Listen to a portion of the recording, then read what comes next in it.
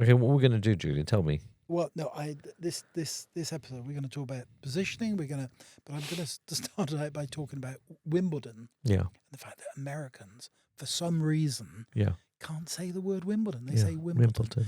But I must not get the name of Carlos Alcaraz wrong, because I've started calling him Alcatraz, Right. and that's a mistake. That's a big mistake. So just make sure. Anyway, let's get on to record the podcast. Okay. Yep. Episode 4. What do you really stand for? The art of positioning in science and marketing.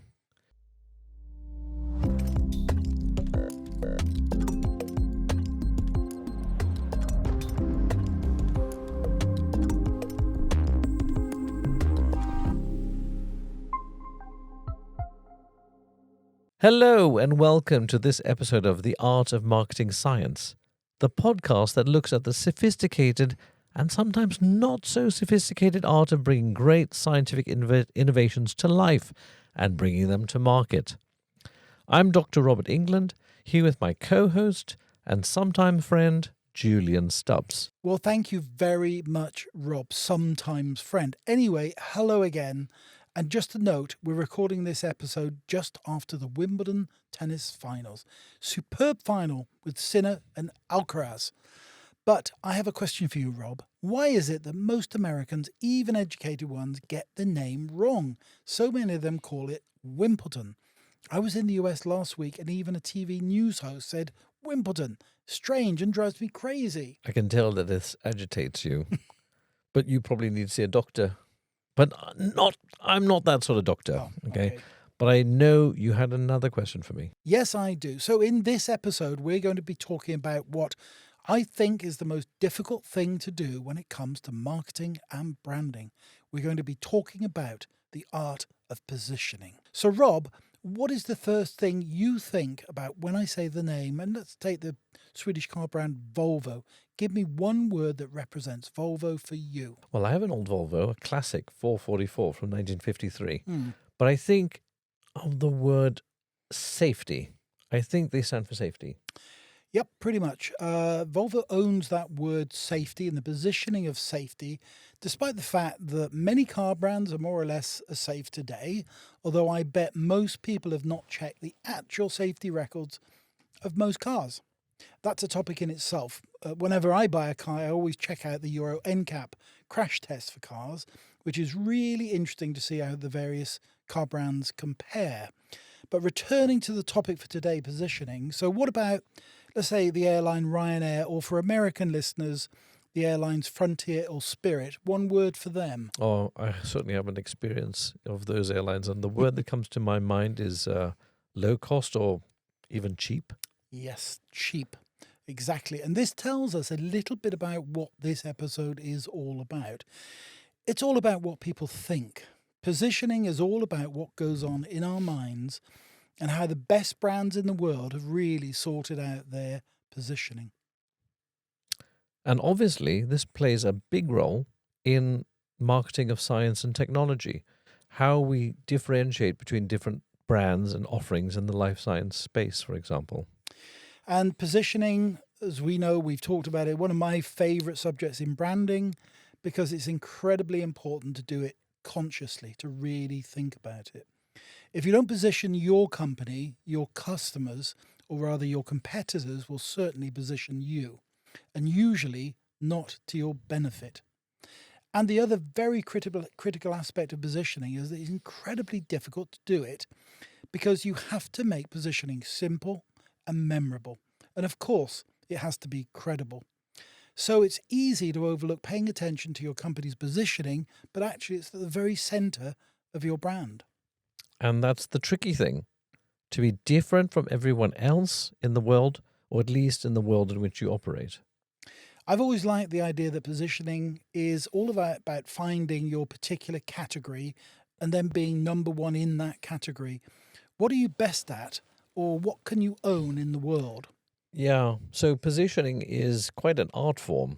It requires stepping away from the everyday morass of cash flow, leads, deals, details, and digressions of your business, and focusing on the one unique impression that you want to leave in the mind of your customer. And to make the point of what positioning is, today we have some splendid examples of scientists who have positioned themselves, either consciously or unconsciously. But before we get started, Julian, can you tell me the first positioning that you worked on, or the one that you're most proud of? Well, as you know, Rob, I also spend a lot of time working in the area of place branding, helping cities, municipalities, even countries position and market themselves. Place branding and marketing actually is a really tough area because, for one thing, who owns a city? Who is the client? It's pretty different to consumer industrial products where the owner of the brand can decide to do whatever they want. Places have a multitude of stakeholders, people who feel passionately about their particular place. So that has to be respected.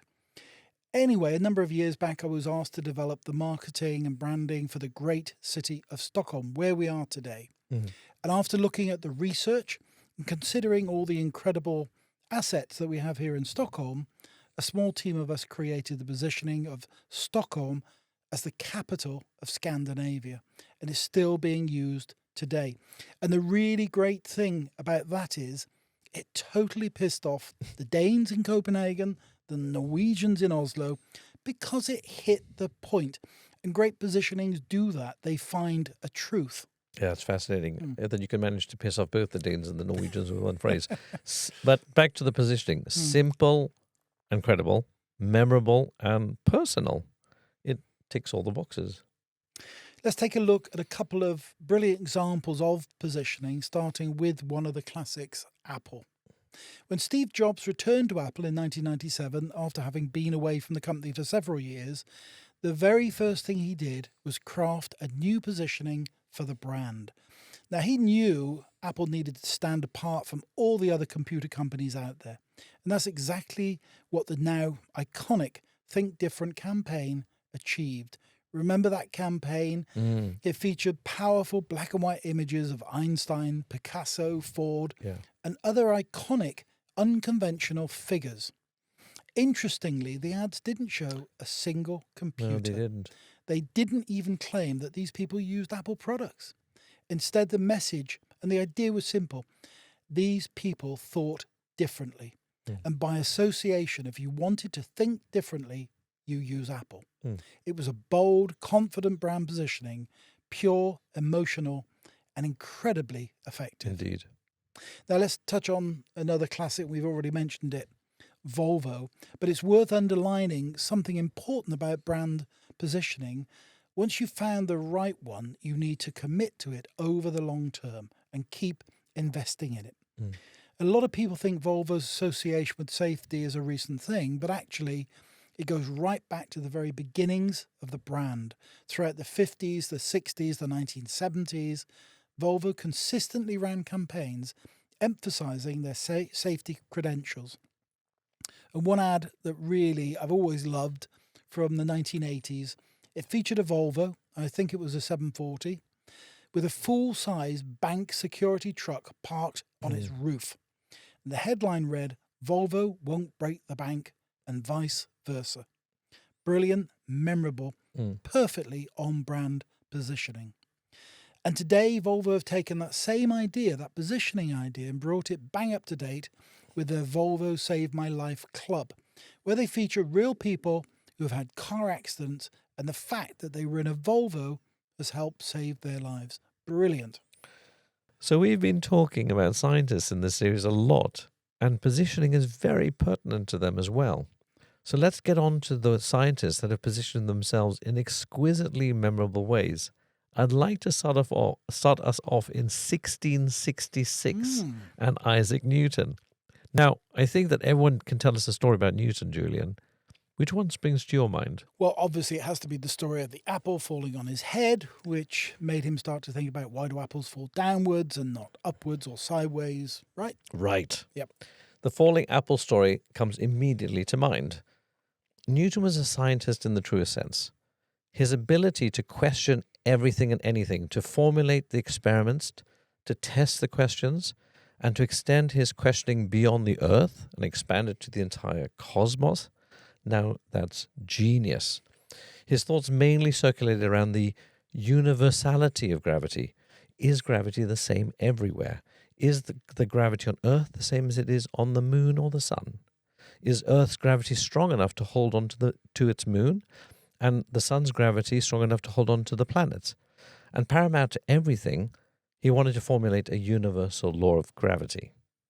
So where does the whole Apple thing then come from? Well, exactly. He would have lost most people from the start if he told them about his theory of the force of gravity decreasing with the inverse square of the distance between two bodies. Instead, he simply told them that the apple fell. Nobody will ever know if the apple falling on him actually happened. In fact, I know that it didn't happen during his lifetime. The apple anecdote first appeared in 1727, a year after Newton's death. But that doesn't matter at all. The apple story is canon to his legend and his achievement. It's a perfect positioning. Obviously crafted by an ad man back Probably. in those days, probably. Well, anyway, that returns to the main point about scientists being human and marketeers as well. So using a metaphor such as an apple to actually deliver some really complex scientific thinking, I mean, that's brilliant. I didn't know that, and I'd always thought it was true. The most famous scientists have always positioned themselves one way or another, consciously or unconsciously. Newton's apple is such a powerful positioning that it has resonated down the centuries. In fact, seeds from Newton's legendary apple tree, the variety is called the Flower of Kent, by the way, it's been planted in Argentina, at MIT and Boston, all basically to honor Newton, and even been sent to space for testing in gravity-free experiments. It was even the inspiration of the first Apple logo, of course. Yes, of course. I mean, brilliant of Newton. Really interesting, Rob. And I think we're going to have to come back to Newton in a separate episode, just on Newton, because there's so much we could talk about. But let's really stretch the boundaries. This time, and really bring in yet another scientist. And let's talk about Einstein. I know you've got some interesting things to say about him as well. Oh, boy. There's so much to say about Einstein. I don't know where to begin. Well, let's start with the look. Okay. Now, I know I would never say that Einstein's positioning was premeditated, but he was among the most famous faces of science in the 20th century. Instantly recognizable with his wild hair, and not to forget that iconic picture taken of Einstein's birthday in 1951, where he's sticking out his tongue. Exactly. To the camera. I think that the thing that captures everyone's attention is the realization that Einstein is not just an egghead. He's a human being with a self-deprecating sense of humor. Actually, for a marketing campaign we ran a few years back for the AAAS, the American Association for the Advancement of Science, we did a lot of market research on scientists and which were the most famous and most recognized scientists. We wanted to, at that point, position the AAAS as the people who wanted to get younger people interested in science, the people cultivating the next generation of scientists. So the campaign was really focused on promoting science to younger people to study science at school and get interested in science. And we came up with this idea of a baby version of Einstein. We'll put it somewhere in the link so people can see it. I love the work. Yeah, it's actually the campaign that first attracted me to working with you, in fact. It was a brilliant campaign and one which really stretched what science organizations were doing when it came to marketing at the time. In fact, I still think it holds today as some of the biggest change in scientific marketing. Certainly not just boring factual information but really witty and a great case in positioning. Well, thanks, Rob. And we ended up calling the campaign Baby Genius. We weren't allowed to say Baby Einstein because although the baby deliberately looked like Einstein with all the wild hair and everything else, because obviously that name and mark is protected by the Einstein Foundation. So anyway, the research led us to the conclusion that the most famous scientist by far and away was Einstein. He was just iconic. There's Einstein, then there's everybody else. Because Einstein he's really the benchmark for famous scientists. He's the one everybody knows. And most others that say came a really, really distant second. Even Newton, who was second, funnily enough. Yeah. But you have a really great additional fact that I love about Einstein in this respect.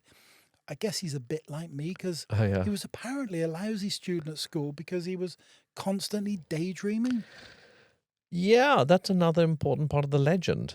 And probably it's a great consolation to many parents that good grades in school aren't everything.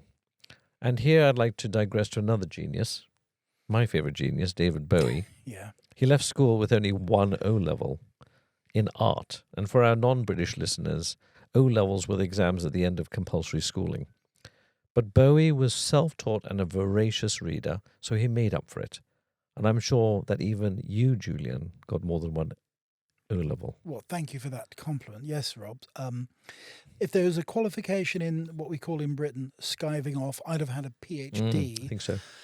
No, that isn't quite the truth. But seriously, I did do better than Bowie. I was actually a slow starter and just couldn't be bothered reading books.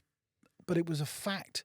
A history teacher actually got me interested in reading. And thank you, Mrs. Smith. So now, as everyone knows, me will attest, our house is full of books, bursting at the seams with a nice library of around 4,000 books. Yes, reading is probably the best way for anyone to improve their learning after school. And that's the other part of Einstein's legend.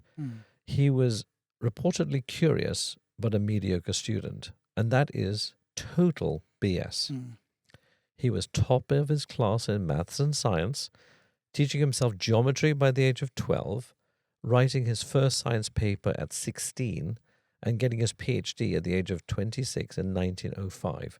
The same year, he published 4 earth-shaking papers in physics. So his mediocrity in school was a ruse, but plays very well into his legend as an independent genius. So again, a bit of his brand. Very much so. Apparently, anyway, he got a job in the patent office in Switzerland, That's right. where he daydreamed about relativity. Is that true? Well, that's not very far off the mark. He was given a well-paid job of 3,500 Swiss francs in the year of 1902, and it didn't really demand that much of him intellectually. He called the Federal Office for Intellectual Property in Bern that worldly cloister where I hatched my most beautiful ideas. He was even promoted from technical expert class 3 to class 2 Very in Swiss. 1906. He left in 1909 to take the chair of theoretical physics at the University of Zurich. So he certainly wrote those astounding papers called the Annus Mirabilis papers, or the Miraculous Year papers, in which, number 1, he proved the existence of atoms, 2, the quantum nature of light, 3, the constant speed of light, which is also known as the special relativity, and 4, mass energy equivalence, or E equals mc squared, all while he was at the patent office. Apparently, he wrote them mainly at night when he should have been sleeping. Incredible. So you can have two jobs at once, as it were. I think so. So, I mean, the most famous equation in science, which I'm guessing everybody knows, is E equals mc squared. Everybody knows it, but I mean, explain it a bit more. Yeah, it is indeed the one equation which, if you ask anybody, anybody can recite it, whether they're a physicist or not. And it's forever associated with Einstein. What most people don't know is that it's only one of his 4 papers. Einstein's E equals mc squared basically means that matter and energy are interchangeable, and that tiny amounts of matter can turn into huge amounts of energy. Think of it like turning a grain of sand into enough power to fuel your house for a year. Oh, I could use that. It We all gets could. cold up here in Scandinavia, as you know, up in the frozen north. Yes. And maybe even power my car. Julian, the energy in a grain of sand would power your car for 33 million kilometers. That's over 800 times around the world. It's the insight that led to the atomic bomb, the nuclear power station, in fact, the whole of our modern world. Solar cells, atomic clocks wouldn't exist, nor our understanding of time dilation when we travel really fast. And anyone who delves into energy-matter equivalence or into relativity should be prepared to have their minds blown.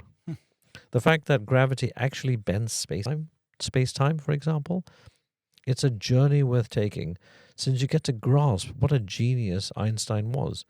To think that he did it with a paper and pencil, without a single experiment or a computer, while working as a patent clerk is more than humbling. I feel like I have the brain of a slug in comparison. I mean, absolutely stunning and fascinating. But what does it have to do with positioning? Oh, I'm glad you asked. This is my take. For incredibly difficult or esoteric science and technologies, let's take the Large Hadron Collider at CERN, for example. You must have some kind of story that everyone is capable of understanding. I'm going to get back to the Large Hadron Collider at the end of this episode. Anyway, you can see positioning as the equivalent of a sign hanging outside of your shop or the contents of your shop window, letting people know what you stand for and inviting them in to come in and find out more. The apple for Newton or the equation for Einstein does just that. That is what positioning is. It's a symbolic representation of everything you stand for. Right. Okay, I get that now. I might know nothing about the inverse square of gravity, law of gravity, but I understand the apple. It gives me a way to enter into a deeper understanding when I'm ready to engage. And that's true of any subject. You need a way for people to understand the complex in really simple ways. Right. I would have never been curious about Einstein without E equals MC squared. And this relates completely to marketing. Not everyone is ready to buy at any given time, but they have to know something about your company's brand to know that it's worth connecting to when they're ready to buy. I love the examples of positioning that you taught me with Ryanair and Volvo just now. They do just that job, standing for something of value. When you're young and carefree, you probably wouldn't ever consider buying a Volvo. Unless maybe you're a Swede A Swede and an engineer. They would buy a Volvo. Like my oldest son, he would definitely buy a Volvo. Right. And there's always exceptions to the rule. But when you grow up and have kids, you think of getting a safe car, and the Volvo is immediately top of mind. Yep. So positioning is very much like placing a mental note of your brand in people's minds so that they feel familiar enough to engage with it when the time is right. And that's why everything you do and say really affects your brand's positioning. Hey, Rob, I've got an interesting little positioning case on music. We love our music. So where did Bob Dylan come from, Rob? Well, Dylan, well, he was a folk singer, I guess Texas or maybe Tennessee or somewhere folksy. Well, in the tradition of Newton and Einstein, no. It was a bit of a story. He was actually from Duluth, Minnesota. Now, I don't know if you've ever been to Duluth. Nope. I have. Oh. It's the frozen north up in northern Minnesota. And it's really not the home of rock gods or poets or legends. He'd never let people know that. Actually tried to promote himself as coming from Texas because the story was better. Love that story. Anyway, let's get back to marketing science and Einstein's positioning as the scientific genius of his time. It also had unintended consequences, particularly around nuclear physics. So, Julian, have you ever heard about Einstein's famous letter to the American president? Yes, you mean the one to Roosevelt where he warned about nuclear weapons? Exactly. In 1939, Einstein wrote a letter addressed to President Franklin D. Roosevelt. He warned Roosevelt that Nazi Germany might be developing an atomic bomb. The information had already been shared with the CIA and FBI by lesser-known scientists, but they were largely ignored. Einstein's letter, on the other hand, directly sparked the creation of the Manhattan Project, run by the scientist we featured in episode 1, Robert Oppenheimer. Ironically, Einstein never participated in that project and later deeply regretted his involvement, no matter how indirect. I mean, it really illustrates how strong positioning is, like Einstein's as the world's leading physicist, with an opinion that you cannot ignore, can have significant real-world consequences, even unintentionally. Yeah, and Einstein's positioning wasn't just about scientific brilliance, it was also about his philosophical and moral stance. Take his famous quote, "God does not play dice with the universe." He was Welsh. He was. They're all Welsh. It vividly positioned him as an advocate for order in physics and the universe. He was fundamentally opposed to the weird maths, which are based on probabilities that are central to the theories of quantum mechanics. I mean, it's interesting how just one memorable phrase like that can position a scientist so clearly in the public's mind. Einstein's quote created a simple yet profound narrative around his entire approach to science as well as his belief in God. And here's the critical thing about positioning. Once you've taken a clear stand, it sticks. Einstein's single letter and famous quote became permanent markers of his public legacy, reinforcing the fact that you're positioning something you better be thoughtful about because it lasts forever. And that's a very good reason to spend a lot of time and care in deciding upon your positioning. It's something we take really seriously and spend a lot of time thinking, working on, and running various exercises, both internally at client companies as well as externally, talking with customers, to really understand what the external world thinks about your clients. So, firstly, you've really got to do your homework and understand what the world thinks today and compare that with actually what you want them to think tomorrow. And that's really the journey of positioning. It's a really tough job to do well. Yeah, it's, as we said, it's difficult to change a positioning. And once you've got something you're happy with, you really shouldn't deviate from it. Otherwise, you disrupt the promise of your brand in the mind of your audience and you risk losing their trust. And someone rather famous has done that recently. Elon Musk. You said it. I mean, Musk built his reputation as a tech visionary saving the planet. But buying Twitter, now X, and his more recent political antics have disrupted his own positioning and that positioning, damaging public trust. Look at the impact on the Tesla brand. Yeah. So, Rob, we've talked about good and bad positioning, but is there negative positioning in science, being remembered for exactly what you don't want to stand for? Yeah, good point. The English doctor Andrew Wakefield springs to mind. He was a physician who became infamous for publishing a fraudulent paper that linked the use of vaccines to autism. His research was debunked and retracted, and his medical license revoked. His positioning flipped from reputable scientist to medical villain, and has severely damaged the public's trust in vaccines. Wakefield's negative positioning didn't just destroy his own reputation, it also undermined trust in science itself, which I think is a very, very sad thing. That's a harsh reminder that positioning, good or bad, sticks around. Positioning is like a tattoo. You better be sure about it before committing. Right, and unlike your tattoo of Mo Salah, the striker for Liverpool that's on your breast, negative positioning can't be hidden under your shirt. So there's an exercise we always run when we're working on positioning, and it's this. What single word would you associate with your brand or company? Top of mind. And that's a really interesting thing. Most of us, when we see a brand or hear a brand name, think of one thing, a word we associate with that brand. So what is that one thing? And in truth, that's the positioning you've probably got in most people's minds. And that's something that's really difficult to affect. And that's why positioning is something you really have to get right, get input for, and then develop the right positioning for your brand and stick with it. If you're struggling to answer that, you might have a positioning problem. Yeah, Julian, you and I have run that exercise hundreds of times, and it's always fascinating asking a mixed group of people for the response and seeing how similar or dissimilar the answers are. Tells you a lot. It really does. And it's always so insightful, especially to contrast the answer that you have for your company with a word representing also competitors. It's interesting to see that.